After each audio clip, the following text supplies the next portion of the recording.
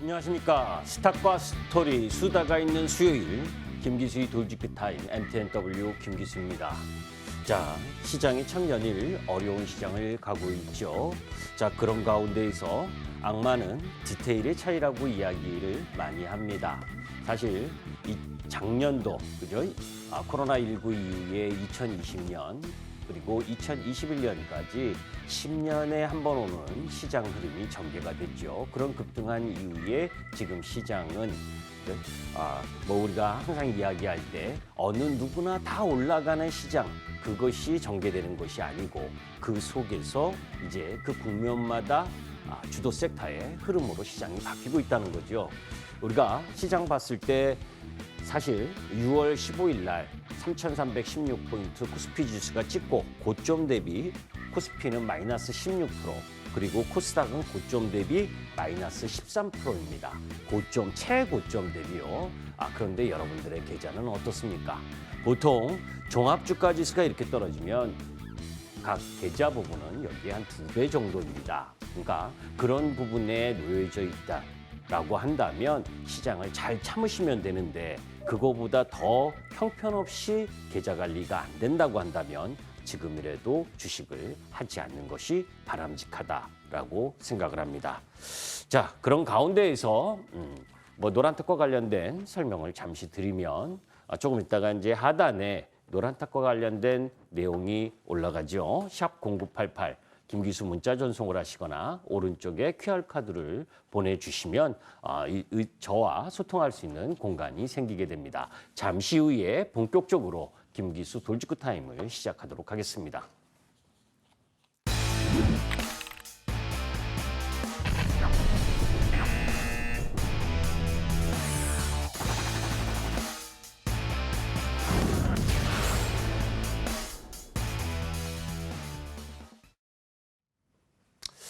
자, 이제 지난주 목요일부터 이번 주 어제까지 핫 이슈와 관련된 부분을 보도록 하죠.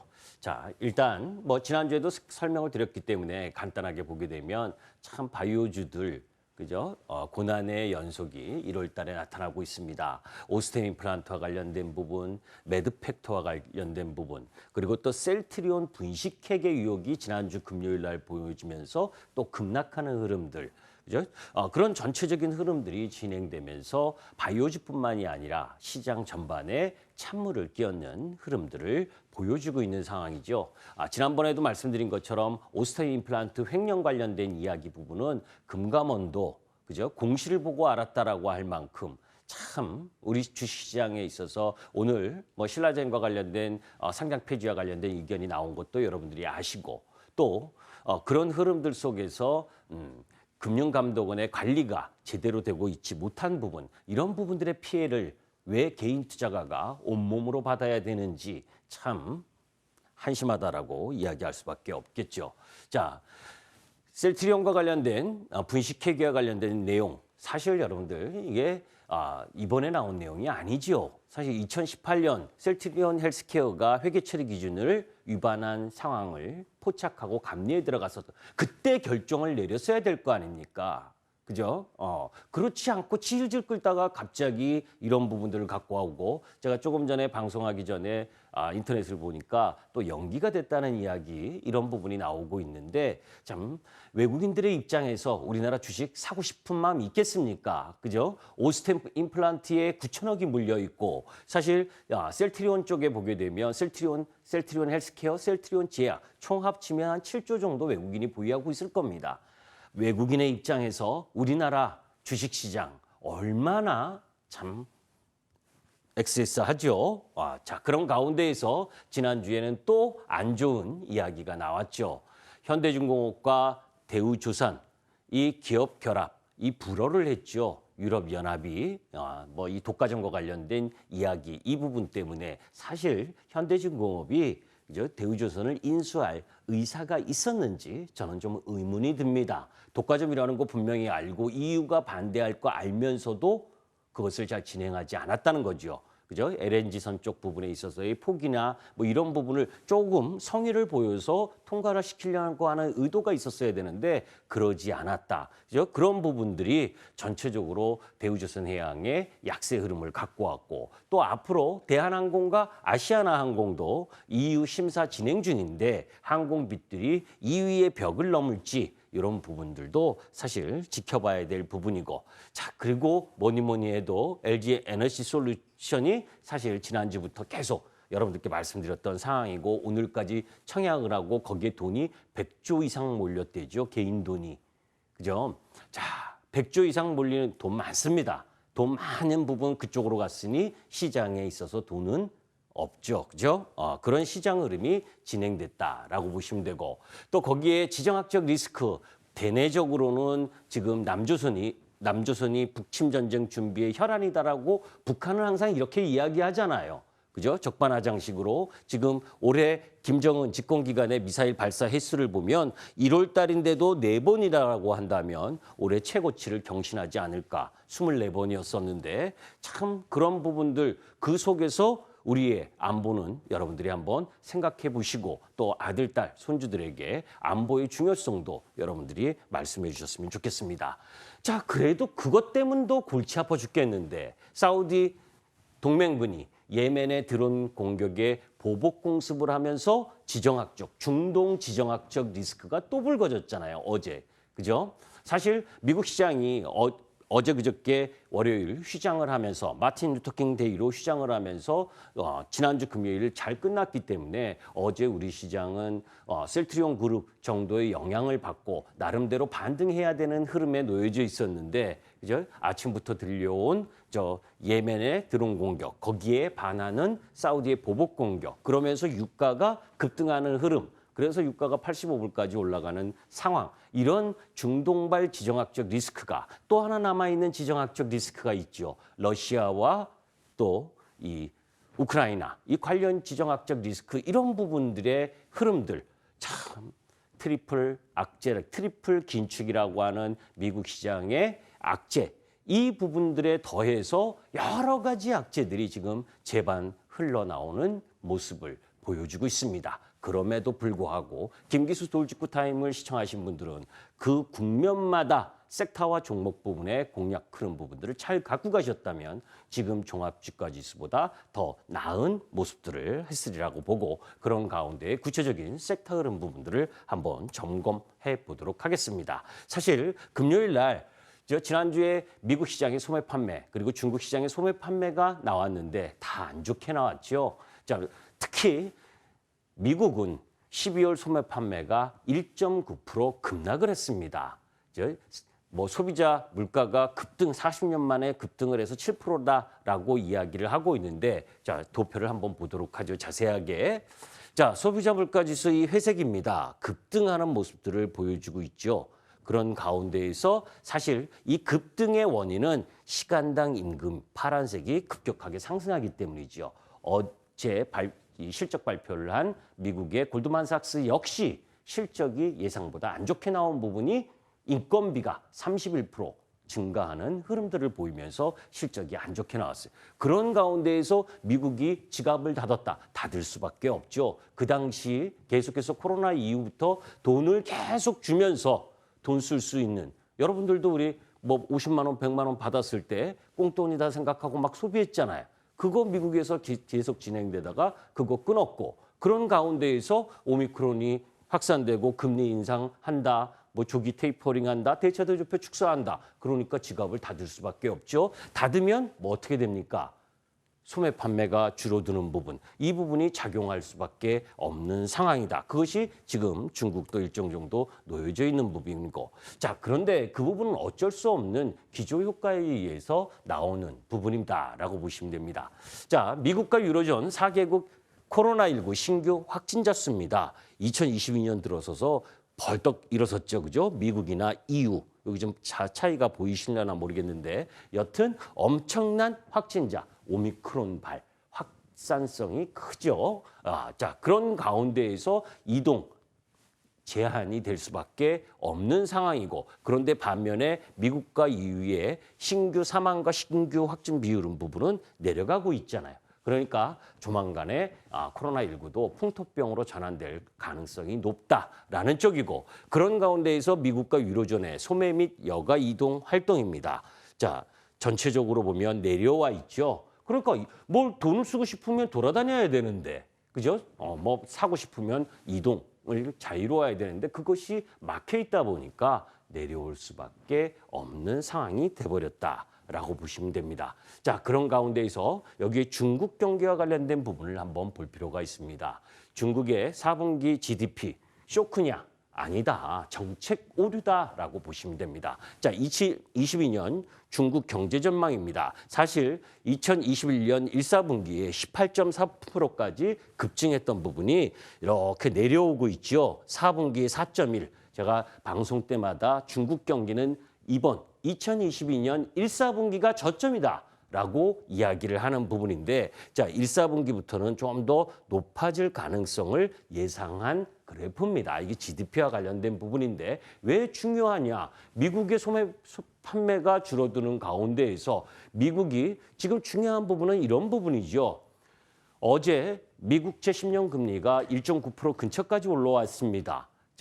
국채 금리가 급등을 하는 상황이 경기가 막 좋아서 급등을 하는 거라면 나름 의미가 있죠. 그런데 미국 시장에서 살펴보게 되면 지금 국채 금리는 상승하는데 경기에 대한 우려를 할 수밖에 없을 만큼 제조업 지표도 안 좋고 발표되는 경제 지표는 안 좋은 모습을 보여주고 있다는 겁니다. 금리 인상을 해야 되는데, 그죠? 금리 인상을 해야 되는데 경제 지표는 안 좋다. 참 환장할 노릇인 거죠. 자, 그런 가운데에서 중국 부분을 보게 되면 중국이 4분기에 왜 저렇게 낮아졌느냐?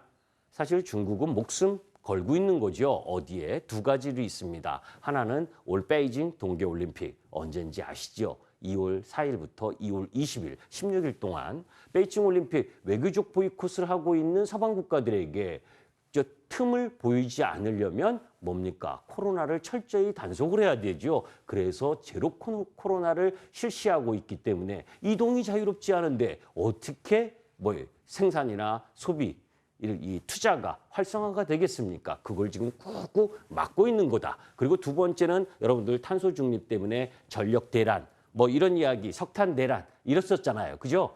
그런데 그거를 풀었는데 그 푼 부분이 4분기까지 영향을 일정 정도 미쳤다는 겁니다. 자, 이제 이런 부분들 속에서 중국에 대한 부분을 보시게 되면 미국 경기는 그죠? 지금 피크아웃 될 가능성이 높고 중국 경기는 바텀아웃 될 가능성이 높은 부분이다라고 보시면 됩니다. 동계올림픽 이후에 중국이 더 강력한 경기 부양책 그리고 위드 코로나 정책으로 전환할 가능성이 높다라는 부분, 이런 부분들을 염두에 둔다면 지금 4분기 GDP가 4%대까지 급락하는 모습을 보여줬지만 오히려 1사분기를 통해서 올라올 가능성이 높다. 그러면 어떻겠습니까, 여러분들? 중국 경기가 회복되는 흐름을 보인다면 그것은 우리 시장에게는 기회가 될 수 있죠.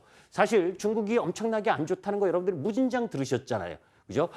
미국의 중국의 압박뿐만이 아니라 중국이 산업 규제 그리고 그 속에서 부동산, 헝다그룹의 위기 여러분들 들으셨었고, 그죠? 그런 부분 속에서 그런 부분들 왜 그랬느냐? 사실은 중국은 전 세계적으로 가장 먼저 그죠? 긴축을 했었습니다. 작년에. 그러면서 지금 베이징 올림픽 이후에 금리를 인하하면서 추가적으로 강력한 경기 부양을 할 수 있는 기반을 만들고 있다는 거죠. 사실 여러분들 이런 말씀 많이 들으셨을 겁니다. 서방 언론이 중국 경기의 위기론을 계속 이야기를 합니다. 그런데 작년 서방 기업의 대중국 직접 투자는 사상 최대치를 경신하면서 20%나 증가해서 2010년 이후 최대폭 증가했습니다. 망할 나라, 망할 산업 이런 데 투자했겠습니까? 그죠?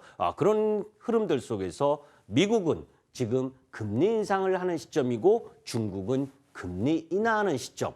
그렇다면 이제 중국 경제는 성장 절벽이 아니라 경기 저점을 통과하는 가운데 포커스를 맞춰야 된다. 그죠? 다만 시간, 확인하는 부분이 걸리겠지요. 그 부분을 염두에 두셨으면 좋겠습니다. 자, 제가 오늘 몸이 좀 안 좋아서 자, 코스피 지수입니다. 이 자료는 어젯밤에 만든 거기 때문에 오늘 자료까지는 차트에 포함되지 않은 거 여러분들이 이해해 주시고 사실 이 박스권이었죠. 10월 달, 그죠? 10월과 11월, 12월 그리고 1월 그리고 어제부터 박스권을 살짝 이탈했는데 아직 상승 추세, 하락 추세를 돌파한 부분은 지지할 여력이 남았습니다. 사실 요 급락을 해서 2,825포인트를 찍었을 때가 언제입니까? 오미크론이 등장하면서 급락했었던 부분이고 그러면서 우리 시장은 지지부진하고 여러 가지 지난주에도 얘기했었던 재반 악재들이 쏟아지면서 하락합니다. 자, 무슨 이야기를 하려고 하냐면 종합주가 지수가 박스권이었어요. 그죠? 어제 오늘 약세를 보인 것을 제외하고는. 그러면 종합 지수는 박스권이었다는 겁니다. 그러면 여러분들의 계좌 종목들은 어땠습니까? 10월 달부터 어떤 모습의 어떤 형태를 갖고 가고 있느냐. 우리가 항상 여러분들이 낙폭과대 종목을 이야기를 합니다. 낙폭과대의 종목은요. 지수가 급락을 했을 때 같이 떨어져서 하락을 했을 때가 낙폭과대인 겁니다. 지수가 박스권에 놓여 있는데 하락하는 섹터와 하락하는 종목은 낙폭과대가 아닙니다. 그거부터 염두에 두셔야 돼요. 자, 2022년 IT 패러다임 전환 본격화 11월 24일 여러분들 김기수 돌직구 타임 때 지금 한 내용 그대로 이야기를 했을 겁니다. 자, 그때 하드웨어, 메타버스 플랫폼과 콘텐츠는 실적이 안 된다. 실적 시즌이 다가오고 있기 때문에 그쪽에서 나와서 하드웨어 실적이 있는 쪽으로 가야 된다. 그때 말씀드렸었던 게 LG 이노텍이죠. 그죠? 자, 이때 메타버스의 플랫폼 콘텐츠 쪽 라인 부분 뭐 자이언트 스텝이나 넥스트 그리고 MP부터 시작을 해서 11월 17일 이때부터 계속 경고를 드렸죠. 그죠? 10월부터 상승 출발을 해서 메타버스가 10월 13일 ETF가 4개 만들어지면서 2달 동안 시세를 냈고 그다음 하락하는 타임. 그때 LG 이노텍은 이거 이제 11월, 그죠? 11월부터 지금 돌아 나오면서 39만 7,500원까지 올라왔죠. 이 당시가 11월 24일 28만 원, 27만 원대입니다. 그죠? 자, 두 번째, 그러면서 우주 기운이 파운드리 기업에 몰리고 있다. DB 하이텍. 그죠? DB 하이텍의 모습 부분 24일부터 계속 급등하고 있는 모습이죠. 그런데 NFT는 어땠습니까? 그 11월 22일부터 그죠? 메타버스는 11월 17일 부근에 고점이 나오고 유메이드는 그러면서 다른 덩달아 게임 관련주들이 유메이드 따라서 너나나나 NFT 하다가 지금 24만 5천 원에서 12만 원대까지 내려왔잖아요. 딱 반토막씩 내려오고 있습니다. 자, 조금 전에 보셨죠? 종합주가 지수는 박스권이었는데 택한 부분을 어느 부분에서 택하느냐의 차이인 겁니다. 그런데 여러분들이 김기수 돌직구 타임을 보셨으면 파운드리나 LG 이노텍이 주도하는 흐름들을 보셨을 겁니다. DDR 시대 도래, D램 수급에 긍정적이다. 미오도 다시 한번 반도체를 이야기했었습니다. 그죠? 그때 DDR5, 코리아 서키트, 그리고 심텍이라든지 그리고 대덕전자 이쪽 부분 11월부터 출발을 해서 상승 흐름을 보여주고 있는 부분. 차트를 보이시죠? 그죠? 심텍, 코리아 서키트도 마찬가지고. 자, 일주일 만에 저는 한 번밖에 나오지를 않습니다. 시황과 섹터 흐름 부분을 여러분들께 이야기하는 거예요. 그런데 바이오 제약, 셀트리온 주입니다. 그죠? 자, 시장은 아까 보셨지만 박스권이지만 지금 분식회계가 어떻든 간에 계속 줄기차게 내려오죠. 종합주가 지수가 박스권인데 그거보다 못하다는 건 낙폭과대가 아니다라는 겁니다.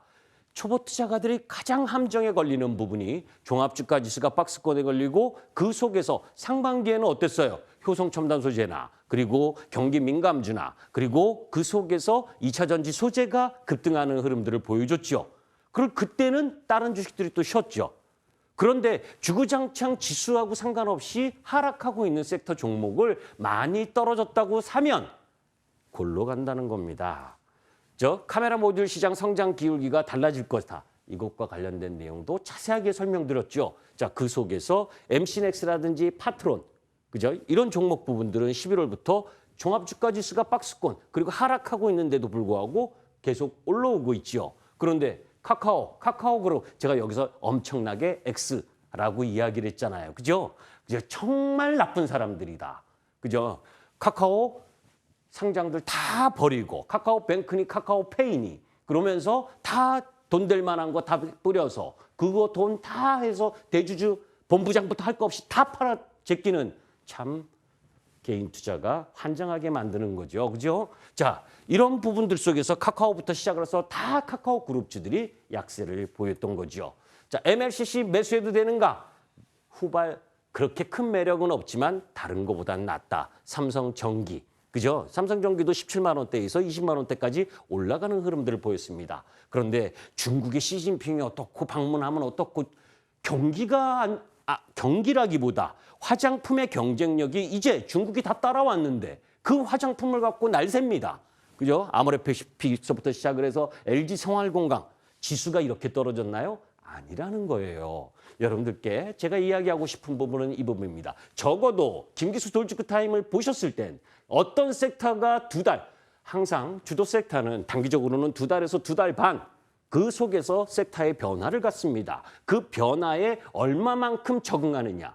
한 종목 운 좋게 뉴스 통해서 상승하고 하는 부분 그것으로 좋을 수도 있습니다. 그러나 시장의 큰 흐름을 보면서 그 섹터 전반 부분을 이해를 하면서 시장에 접근해야지. 그래야 글로벌 시장이 어떻든 간에 그죠? 오늘도 여러분들 LG이노텍 이 장에도 4%대 급등했죠. 그죠? 그것이 힘인 겁니다.